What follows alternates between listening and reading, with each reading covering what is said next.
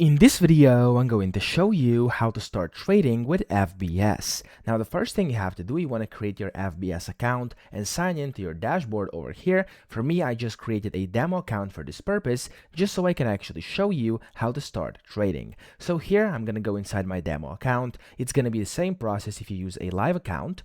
And then here you'll be able to see the login, the server, and then your password you can create as well. You will need your login, your server, and then your password too if you want to actually get started with trading on FBS. Now here I would recommend you actually get one of their platforms, so either for Windows, for Android, for Mac, or the web trader, so all will work. You can just select whichever one you want. I have the MT5 desktop version, so you could do that too if you want to.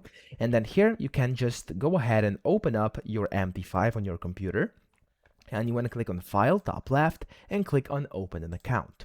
Here you want to click on FBS, so you want to type in FBS and press Find Your Company.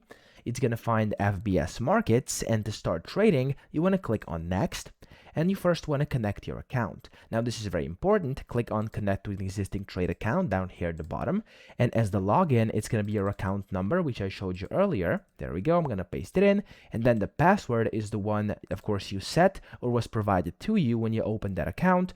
And then here, depending on whatever you're doing, it could be a demo or a real account, depending whichever you chose.